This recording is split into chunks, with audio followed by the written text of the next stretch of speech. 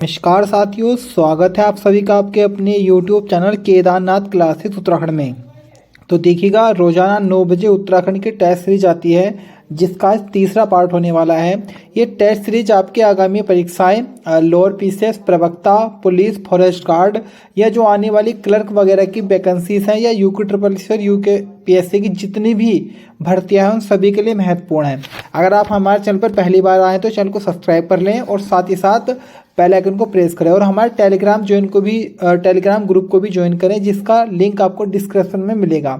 और अगर मैं एक चीज़ और आपसे कहना चाहता हूं कि आप किस ज़िले से हैं, कहां से हमारी वीडियो देख रहे हैं, एक बार अपना नाम और अपने ज़िले का नाम कमेंट बॉक्स में कमेंट जरूर कीजिएगा। मैं जानना चाहता हूँ कि कहाँ कहाँ तक हमारा चैनल पहुँच रहा है। चलिएगा वीडियो की शुरुआत करते हैं।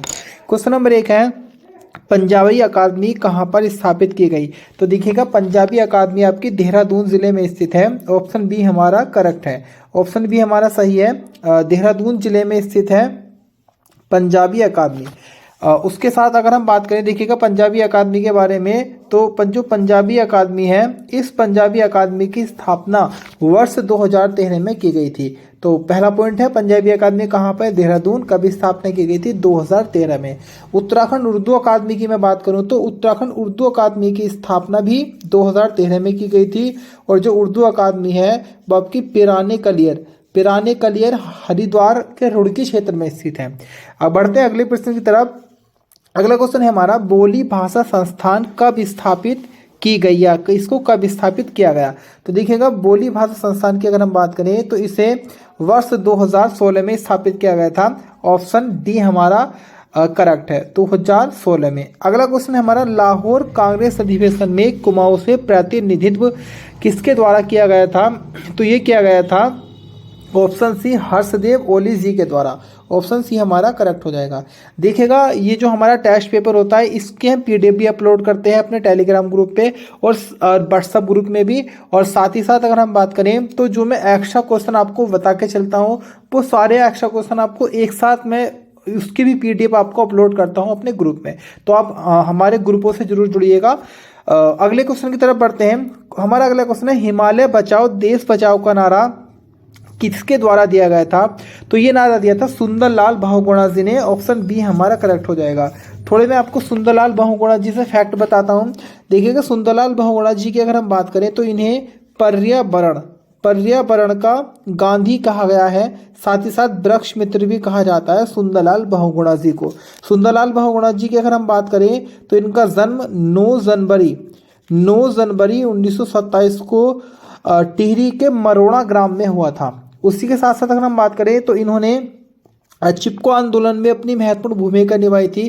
चिपको आंदोलन की शुरुआत गौरा देवी जी के द्वारा की गई थी, लेकिन चंडी प्रसाद भट्ट और सुंदरलाल बहुगुणा जी ने चिपको आंदोलन को वैश्विक स्तर पर प्रसिद्धि दिलवाई थी।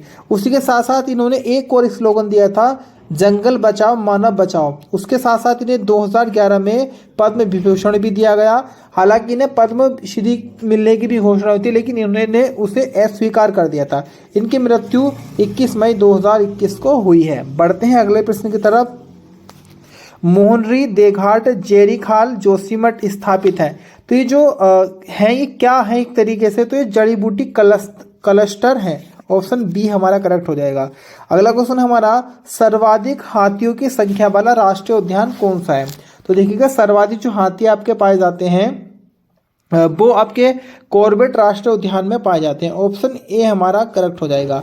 आप सभी को ज्ञात होगा, कॉर्बेट राष्ट्रीय उद्यान की स्थापना वर्ष 1936 में की गई थी। 1936 में इसको स्थापित किया गया था, कॉर्बेट नेशनल पार्क को।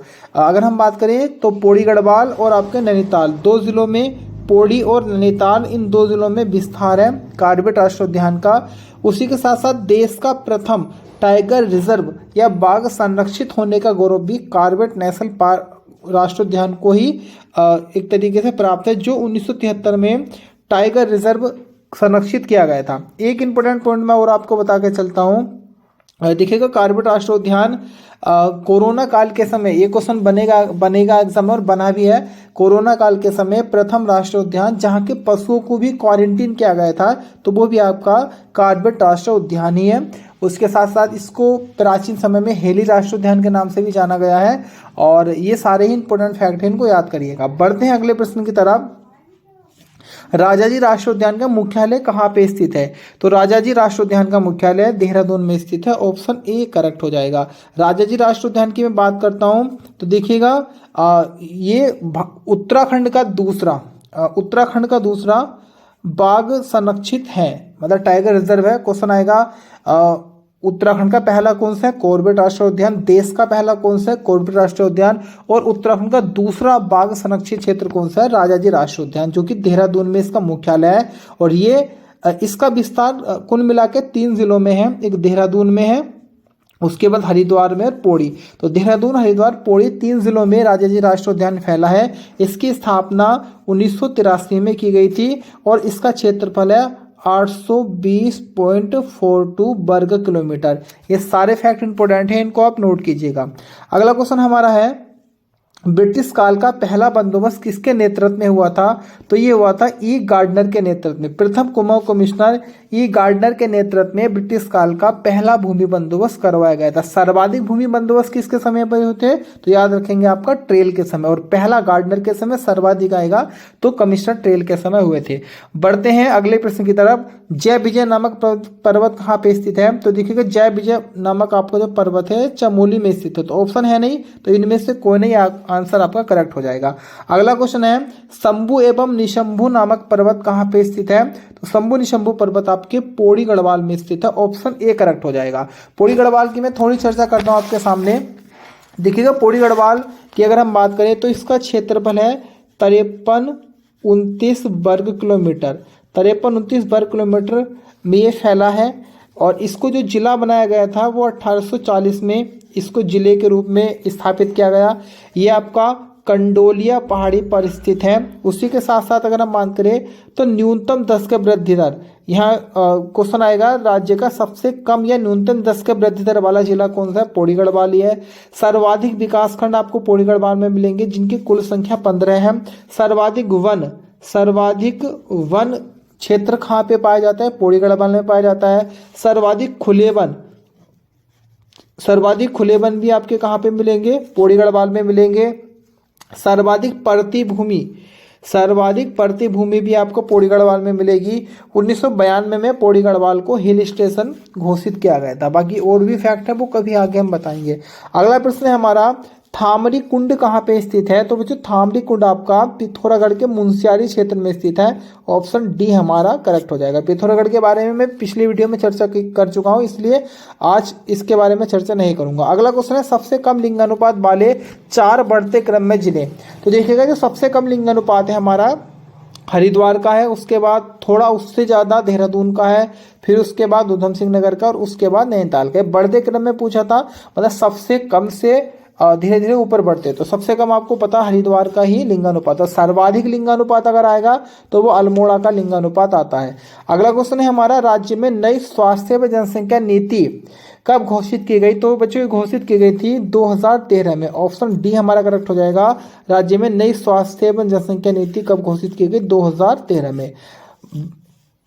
अगला क्वेश्चन है हमारा, डोरबा क्या है? तो देखिएगा डोरबा की अगर हम बात करें तो ये एक प्रकार का पारंपरिक वस्त्र है। ऑप्शन डी हमारा करेक्ट हो जाएगा। अगला है, स्नो लेपर्ड योजना किससे संबंधित है? तो स्नो लेपर्ड योजना आपकी संबंधित है हिम तेंदुए से।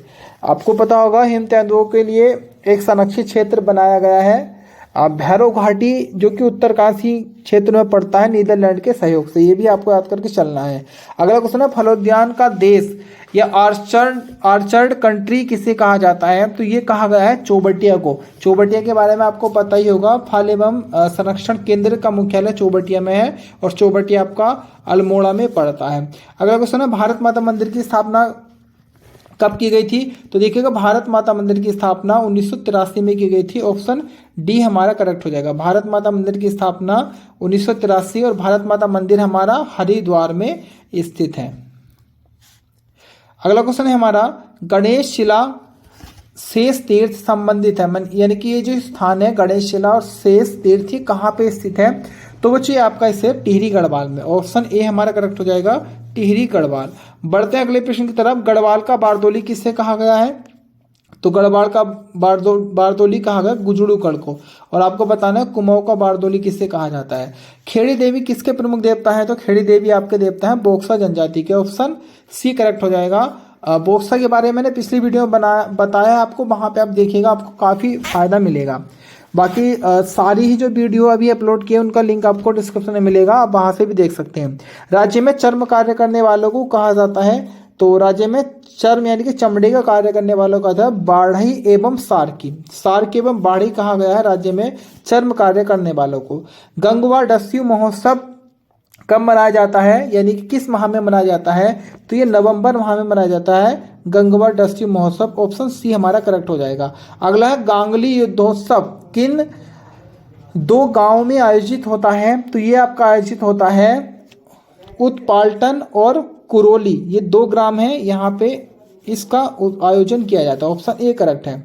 अगले प्रश्न है हमारा मसूरी वन्यजीव विहार का क्षेत्रफल कितना है, तो देखिएगा मसूरी वन्यजीव विहार की अगर हम बात करते हैं तो इसका जो कुल क्षेत्रफल है वो 10.82 वर्ग किलोमीटर है, या 11 वर्ग किलोमीटर भी आ जाता है। फिलहाल आप ऑप्शन बी लगाइएगा। देखिएगा थोड़ी चर्चा हम करते हैं मसूरी वन्यजीव विहार के बारे में।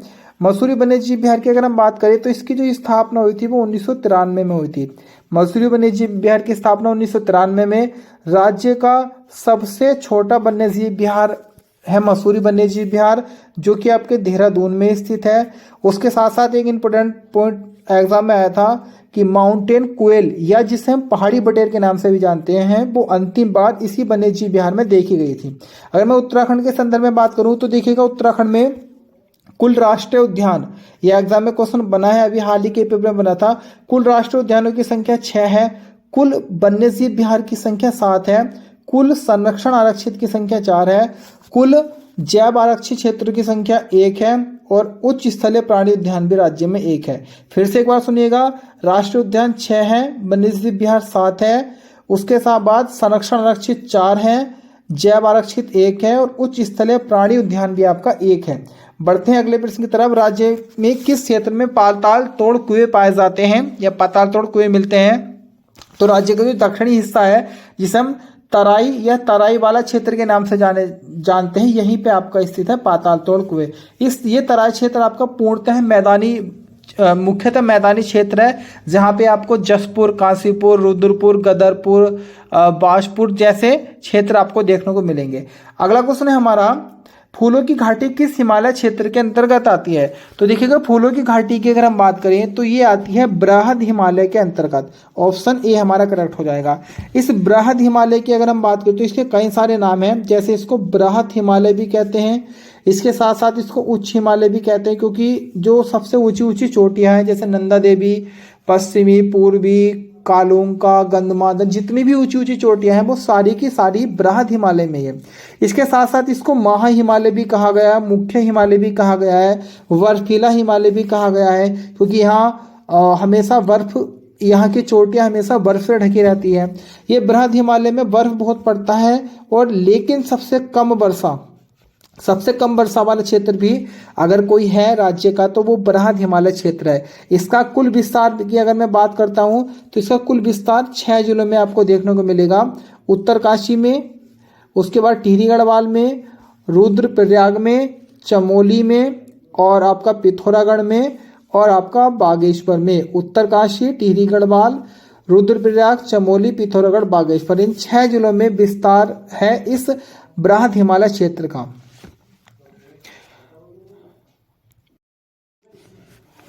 अगला प्रश्न है ब्रह्म कमल किस देवता को चढ़ाया जाता है, तो भगवान शिव को ब्रह्म कमल चढ़ाया जाता है। ऑप्शन सी सही है। थारू लोग अधिकांशतः निवास करते हैं, यानी कि थारू जो जनजाति है वो मुख्यतः कहाँ पाई जाती है, तो वो आपकी उधम सिंह नगर, जिला उधम सिंह नगर में मिलती है। थारू से कुछ क्वेश्चन आपको बताता हूँ।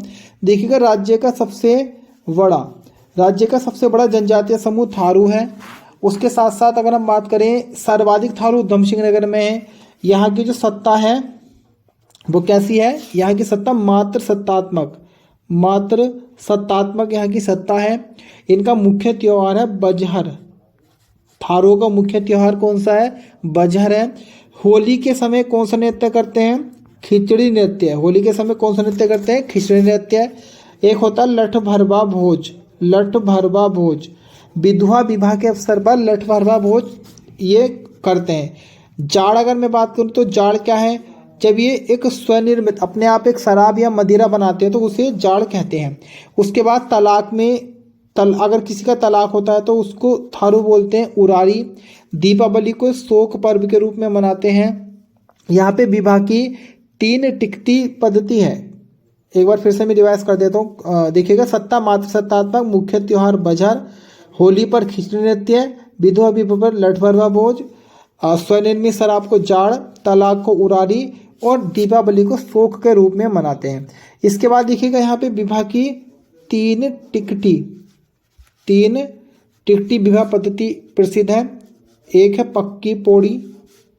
पक्की पौड़ी क्या होता है, जब थारू लोगों में विवाह तय हो जाता है तो इसको पक्की पौड़ी कहते हैं।